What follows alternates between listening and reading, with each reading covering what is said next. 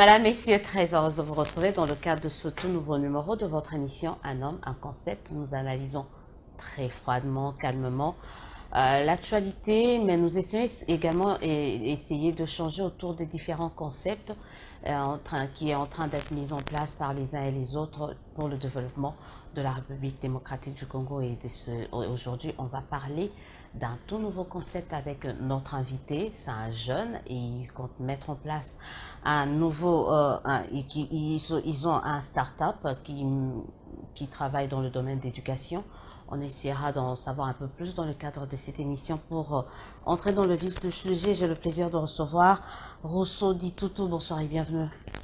Merci madame. Vous êtes le président directeur général de Cortex Corporation SARL. Absolument. Parlez-nous de votre structure. Alors Cortex Corporation SARL est une jeune start-up fintech congolaise. Donc voilà, on travaille dans le secteur de l'enseignement supérieur universitaire. On a mis en place une technologie qui va évoluer dans le sens de transformer digitalement l'enseignement supérieur universitaire. On va reparler d'abord des différents... On commence par la définition de certains concepts. Qu'est-ce que vous entendez par start-up? C'est un terme assez anglo-saxon, c'est en vogue, mais d'aucuns ne maîtrisent pas vraiment ce terme-là, start-up. Et vous, qu'est-ce que vous entendez par cela? Alors une start-up, c'est une jeune entreprise dans le secteur numérique. C'est des entreprises qui évoluent dans le secteur numérique beaucoup plus généralement. C'est terme est utilisé plus pour les entreprises qui évoluent dans le secteur numérique. Donc voilà, qui utilisent la technologie par rapport à ce qu'ils mettent en place comme activité, comme process, comme moyen. Donc voilà, c'est plus spécifiquement ça. Quand vous utilisez la technologie, quand vous vous concevez une technique qui est beaucoup plus basée sur le numérique, sur le digital, et c'est là qu'on utilise beaucoup plus cette appellation start-up. Le développement de beaucoup de pays aujourd'hui passe par le numérique. Tout est fait dans le numérique, Absolument. on ne peut pas s'en passer. Et par rapport à l'éducation, on va parler de votre, de votre initiative, de votre start-up. Mais aujourd'hui, on se dit l'éducation, notre éducation à nous n'est pas encore mieux outillée par rapport à ça. Comment vous jugez cette facette de l'éducation qui n'est pas encore à l'ère du numérique quand même? Absolument, vous avez tout à fait raison. C'est d'ailleurs ce qui nous pousse à être dans l'action. C'est constant. On est en grand retard. Mais ce retard est dû par rapport à l'offre. Il n'y a pas d'offre par rapport à une technologie propre. On a été parler avec les universités, le recteur, on a parlé avec les professeurs, les étudiants. Tout le monde est d'accord pour faire ces passages au numérique. Mais la question est que ça coûte cher, la transformation numérique. Pour que toute une université mette en place une infrastructure numérique, ça coûte cher. Les matériels, la sécurité informatique, des gens qu'il faut payer pour gérer sur ça, c'est tout un logistique qui demande beaucoup de moyens. De l'autre côté, les gens, tous les universitaires, tous ceux qui sont dans le secteur universitaire, sont mieux outillés maintenant. Ils ont des smartphones, ils ont des tablettes, ils ont des ordinateurs, mais c'est l'offre numérique qui manque, la plateforme qui va apporter ces transformations digitales. Alors, c'est un peu ce qui fait en sorte qu'on soit en retard. Mais par rapport à l'utilisation du numérique et du digital proprement dit, on s'y connaît déjà. On s'y connaît, mais la technologie, elle est pas... On est un peu en retard, il faut dire, taux de pénétration par rapport à l'Internet, par exemple, on est loin des comptes. Et ce n'est pas aussi un frein en lieu placé. Ce n'est pas seulement au-delà de cette plateforme que vous avez dit, vous comptez mettre en place, mais c'est la technologie elle-même qui pose problème. Absolument. Alors là, nous, on arrive sur un marché qui est mature par rapport à l'utilisation des outils numériques et de plateformes digitales. Donc voilà. Alors, on apporte une technologie qui répond de manière beaucoup plus spécifique à tout ce qu'il y a comme tâche dans le secteur universitaire ou enseignement supérieur et sur le plan académique pour les étudiants. Donc c'est un peu dans ce sens-là, parce qu'on a pris beaucoup de temps, on a été dans bon nombre de campus, plus précisément ici à Kinshasa, nous-mêmes on a été anciens étudiants, donc on sait quels sont les problèmes auxquels sont confrontés les étudiants, le professeur par rapport à cette question qu'on appelle la digitalisation. Donc c'est comme ça qu'on a apporté une réponse qui est beaucoup plus précise et directe par rapport à cette question. C'est une technologie qui prend en compte les tâches aussi bien pédagogiques, académiques, et administrative en ce qui concerne les universités à proprement dit. Alors, votre technologie s'appelle Cerveau. Cerveau, voilà. Explique-moi concrètement expliquez-nous par point en quoi consistera. C'est une application, une technologie, comment ça va se passer d'abord? Alors, de manière plus globale, Cerveau, c'est une sorte de réseau social pédagogique. Donc voilà, pour le professeur, pour les étudiants et pour les universités. Donc c'est une sorte de plateforme qui va concilier tout le monde en fait. Donc voilà, Euh, chaque entité va être représentée dans le cerveau, va pouvoir effectuer ses tâches dans le cerveau. Alors par rapport à ça, nous on apporte une infrastructure donc qui ne demandera pas aux professeurs et aux étudiants et en même temps aux universités du coût monumental pour effectuer ces transformations digitales. Donc nous-mêmes on assume ça avec notre infrastructure et on offre ça comme étant un service qu'ils vont devoir utiliser. Justement, on parlait de services. Quels sont les services que vous vous offrez dans Cerveau? Un étudiant, un professeur qui a votre application, je sais pas, je dois appeler ça application, Oui, bien voilà. sûr. Cette application, c'est quoi le service qu'il trouve dedans? Alors par exemple pour un professeur, euh, il peut mettre en ligne ses fichiers pédagogiques, les articles scientifiques, ses manuels et il va permettre à ses étudiants de pouvoir y accéder partout où ils sont. Bon, voilà. Il met en place par exemple Donc, syllabus, tu as besoin d'un manuel, syllabus d'un prof, tu entres, tu as cette application-là, tu as accès au syllabus d'un de tes professeurs. absolument. Vous accédez sur le compte utilisateur du professeur, vous abonnez préalablement si vous êtes un de ses étudiants, vous abonnez, vous accédez et vous allez avoir accès à tout ce qu'il a mis en ligne sur son compte comme un fichier pédagogique, fichier vidéo et tout. Donc voilà. Les étudiants entre eux ils peuvent aussi échanger dans une logique de messagerie instantanée. Donc si on fait ça, les professeurs dès qu'ils mettent en place un nouveau TP, tout le monde est notifié. Et si on fait ça en même temps, on apporte des services, par exemple, pour les côtés administratifs et beaucoup plus pédagogiques pour les académies. On offre d'autres fonctionnalités comme la conservation de travaux académico-scientifiques. Parce qu'aujourd'hui, on a été dans des bibliothèques facultaires et tout, il y a une congestion énorme. Les universités, les bibliothèques facultaires manquent d'espace pour conserver tout ce qu'il y a comme travaux, mémoire et tout.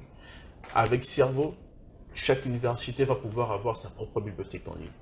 Et c'est voilà, c'est cette capacité qu'on offre et nous-mêmes on conserve ça, on sécurise, mais pour les comptes de ces universités, donc on va être en quelque sorte comme des banques qui conserveraient l'argent pour les comptes des gens. Donc ça s'est passé un peu dans ce sens-là. Nous avons plusieurs universités au pays, plusieurs instituts supérieurs ici.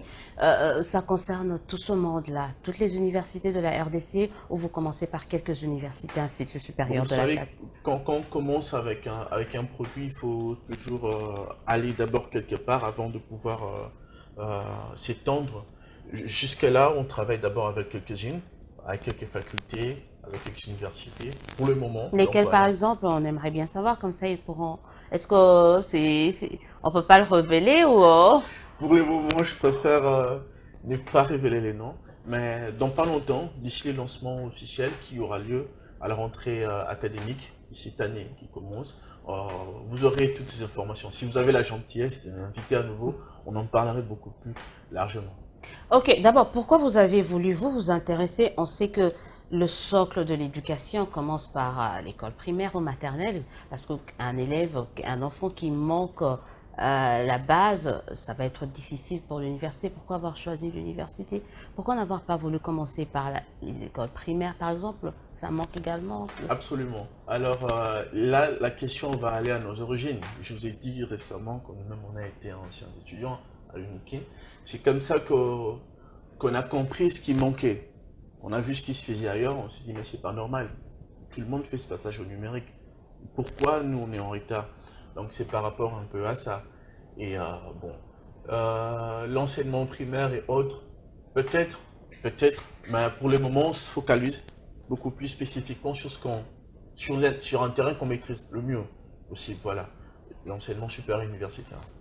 Vous êtes jeune, vous vous lancez dans cet entrepreneuriat. Aujourd'hui, on en parle, hein. C'est devenu comme un slogan, l'entrepreneuriat de jeunes. L'actuel président de la République en parle. Quelles sont les difficultés que vous rencontrez dans la mise en place de votre start-up aujourd'hui? Est-ce qu'au niveau de la NAPI, par exemple, on vous facilite la tâche parce qu'on voit une grande communication se déployer au niveau de cette agence?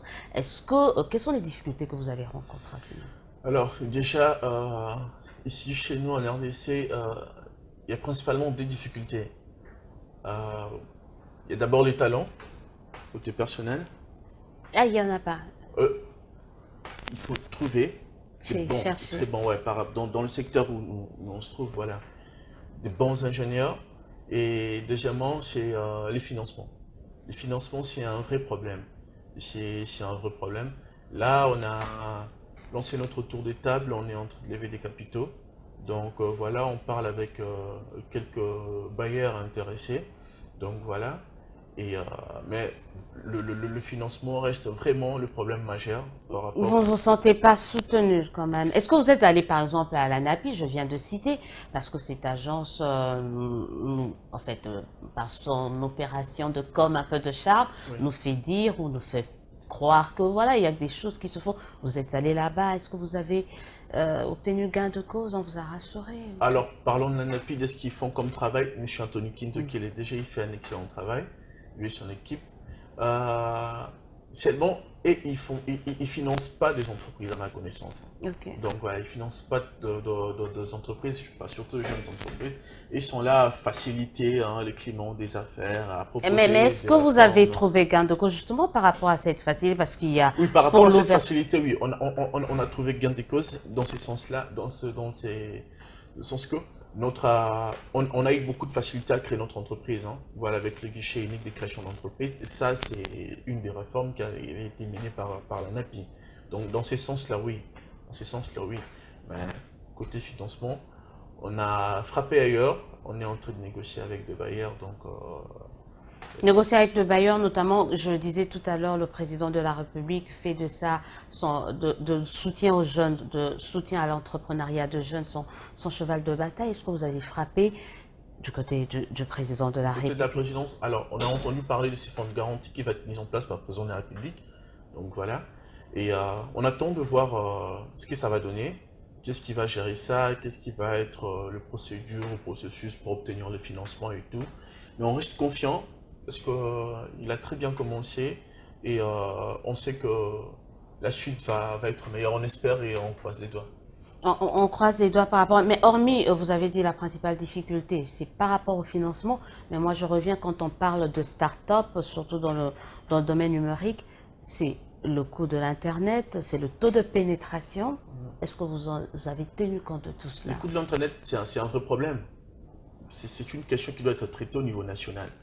J'ai d'ailleurs suivi récemment en venant ici, j'ai vu une vidéo. On parle de la validation du nouveau plan numérique national. Donc, le président de la République va valider un plan sur la politique numérique nationale. Encore une très bonne chose. Ben, on doit revenir sur la question du coût de l'Internet.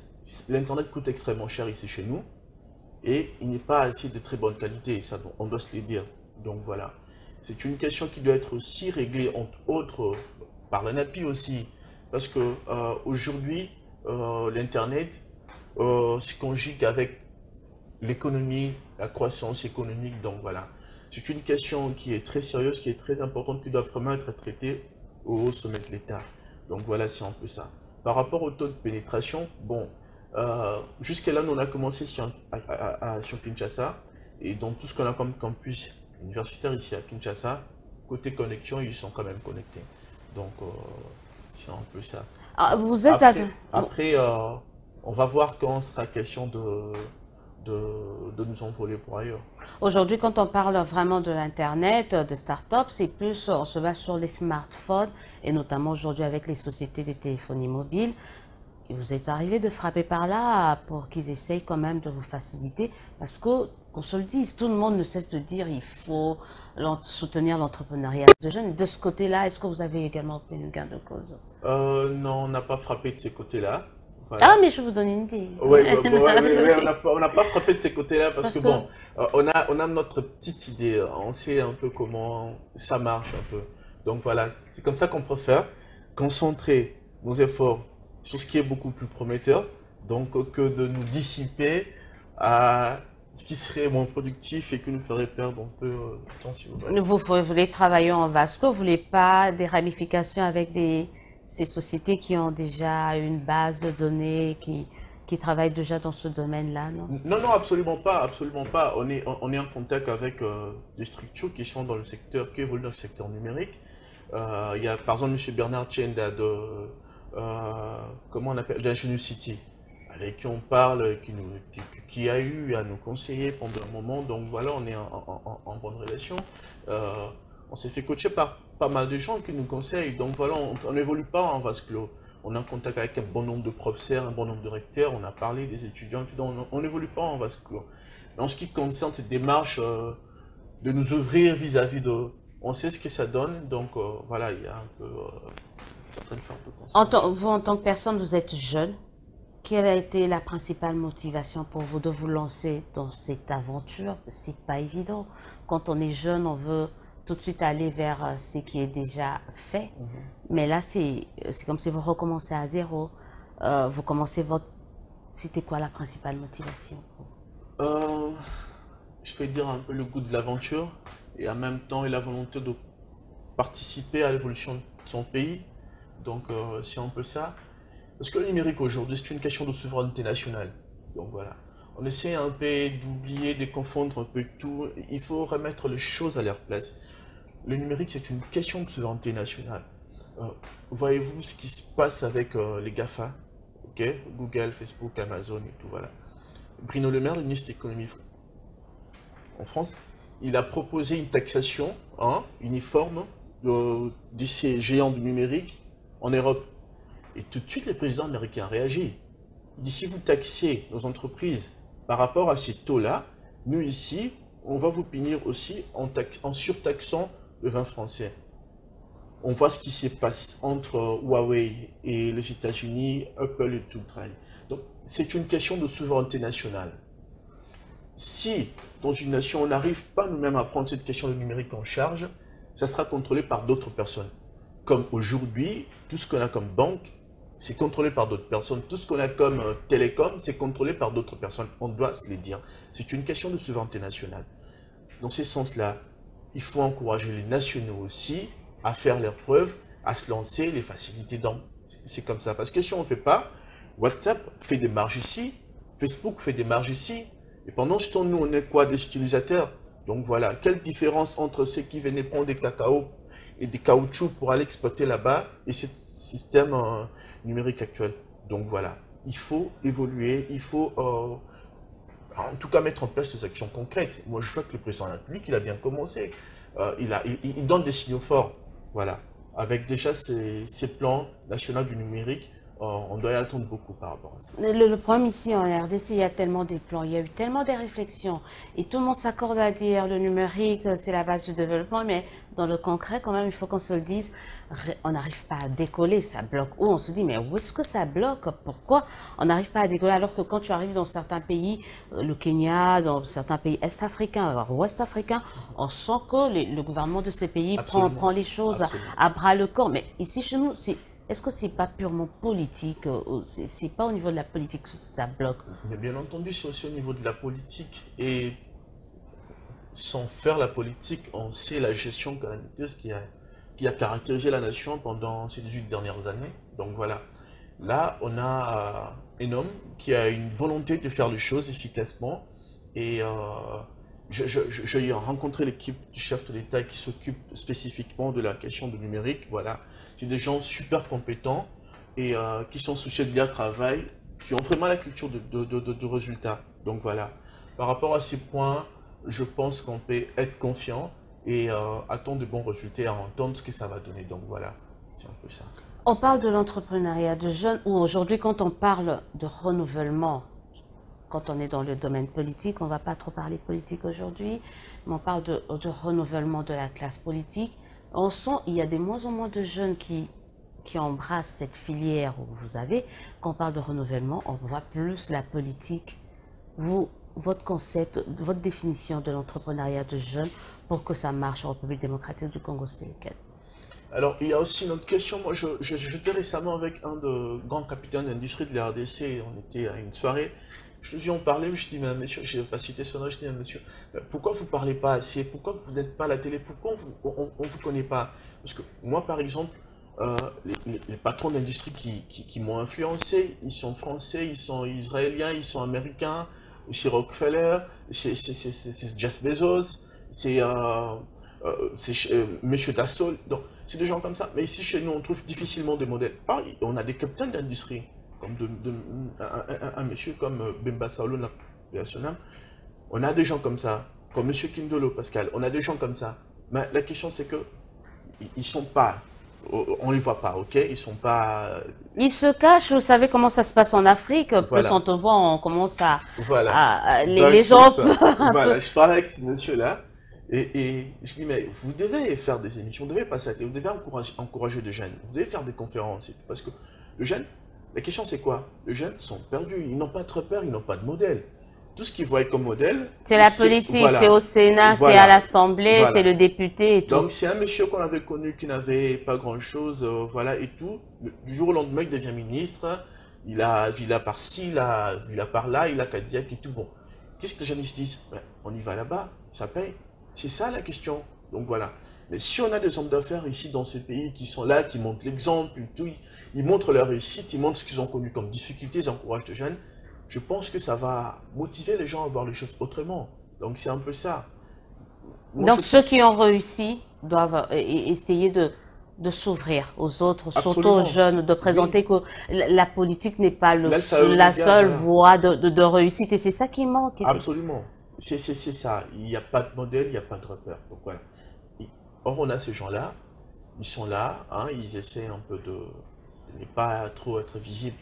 Quand on parle de start-up, certes, on voit des jeunes, mais et vous qui évoluez dans ce domaine-là, la place de la femme dans vos start-up, vous pensez que, est-ce que la gente féminine s'intéresse à ce mode d'économie numérique? Oui, hein, Dans oui. votre start-up, par exemple, dans Cortex Corporations, vous avez combien de femmes, par exemple? On a deux femmes. Donc voilà, on a deux femmes. Sur Sur un effectif de 12 personnes. deux, Voilà. Donc on a deux femmes sur 12 personnes. Et bon, elles sont motivées, elles ont de l'ambition. Donc voilà. Et puis en même temps, cette question-là de. Cette filière de, de, de numérique et tout matin info, c'est plus masculin. Bon, il y a maintenant beaucoup plus. masculin, Oui, non, c'était plus comme ça. C'était plus comme ça avant. Maintenant, il y a beaucoup plus de filles qui sont dans ça. Et donc, voilà. Mais bon, ici, je connais pas encore une patronne qui soit à la tête voilà, d'une entreprise dans le numérique. Donc voilà. Il faut beaucoup d'encouragement. Je vois ce travail qui est fait, entre autres, par Madame Sandrine Moubenga. oui. Donc voilà, c'est à encourager, vraiment. Et voilà, il faut beaucoup de sensibilisation par rapport à ça. C'est déjà au niveau de l'école primaire ou de l'école secondaire où les filles doivent apprendre à embrasser des filières plus techniques, maths physique, mathématiques, et là ça pose problème ainsi ça. Mais ça pose problème, c'est par rapport à l'orientation aussi. Est-ce qu'on a de processus d'orientation des élèves? Est-ce qu'on en a? Je crois pas. J'ai été élève à une époque, moi aussi. Et la question aussi, c'est notre système éducatif qui doit être profondément refondé. Donc voilà, le monde connaît de profonds bouleversements dans tous les sens possibles. On ne peut plus continuer à former nos jeunes par rapport à des emplois qui ont disparu au fait. Ok? Par rapport à un monde qui ne va plus exister. On doit les former par rapport au monde de demain. C'est un peu ça. Et surtout par rapport aux besoins actuels de Par la rapport aux besoins actuels, par rapport aux études qui sont faites. Donc c'est un peu ça. Notre système éducatif doit être profondément refondé. On va très bientôt terminer. Moi, je voulais savoir, Cerveau, vous allez lancer Cerveau très bientôt. De combien avez-vous besoin? Alors, le lancement officiel va avoir lieu à la rentrée académique de cette année qui va commencer. Ce dont on a besoin, ça, on en parle avec ceux qui sont intéressés. Donc, Mais voilà, ceux qui les vous bailleurs. suivent peuvent aussi l'être. Hein. Vous avez besoin de combien? Vous êtes jeune. Vous en avez une application. Vous comptez participer au développement de votre pays. Et ça peut intéresser un bon nombre de gens. Alors, si ceux qui sont intéressés pourront vous contacter et puis on saura être en contact. C'est ça le problème avec l'Afrique, on parle pas trop d'argent à la télé. On n'en parle pas trop, on n'aime pas trop parler argent à la télé. Non mais écoutez, ils ont énormément besoin d'argent pour lancer ce start-up. un signal fort de ce Congo qui se veut émergent, de ce Congo qui vit son alternance, de ce Congo qui veut bouger. Écoutez, c'était un plaisir pour moi de vous recevoir. Très rapidement, un mot de la fin à tous ceux qui vous ont suivis par rapport à Cerveau, par rapport à Cortex Corporation, par rapport à l'entrepreneuriat de jeunes. Alors, ce que je peux avoir comme mot de la fin, je vais demander aux jeunes, la politique n'est pas l'alpha et oméga de la vie. Donc, notre nation a besoin d'être développée. Partout, on regarde, il y a du travail à faire. On a besoin de tout le cerveau possible. Et regardez ce que vous pouvez faire, ce que vous avez comme compétence, ce que vous avez comme capacité. Donc, voilà. Et engagez-vous sérieusement. Et voilà par rapport au cerveau, donc ceux qui sont intéressés, je dis aux professeurs, aux universités, aux étudiants, euh, le lancement aura lieu à la rentrée académique 2019-2020. Donc Au mois voilà, d'octobre. oui, mon docteur. Donc à vous-même, je vous dis merci et merci à tous ceux qui nous ont suivis. Merci à vous d'avoir été de nôtres. On a parlé de l'entrepreneuriat de jeunes. Vous savez, on va commencer à prendre de plus en plus de jeunes quand même. Pour parler autre chose que la politique, c'est vrai, on parle de renouvellement de la classe politique. On a tendance à voir ou à croire qu'on ne réussit qu'en politique alors qu'il y a vraiment des jeunes qui essayent de faire autrement les choses et participer au développement de ce pays. Je vous remercie d'avoir été de nôtres ce soir. Nous Merci, avons madame. reçu pour vous Rousseau Di Toutou. Il est président directeur général de Cortex Corporation, une start-up qui compte lancer très bientôt son application intitulée Cerveau, adressée plus aux universités et aux étudiants. Merci à vous de nous avoir suivis. Écrivez-nous, appelez-nous pour vos réactions et suggestions. On sera toujours là pour vous. Vous allez suivre cette émission en rediffusion déjà ce lundi à 11 h. Et surtout, abonnez-vous sur notre page chaîne YouTube, magazine USC. Laissez-y vos commentaires et on sera toujours là pour vous. En attendant, nous vous souhaitons de passer une excellente suite de programmes. On se donne rendez-vous très bientôt pour un autre numéro de votre émission, Un homme, un concept.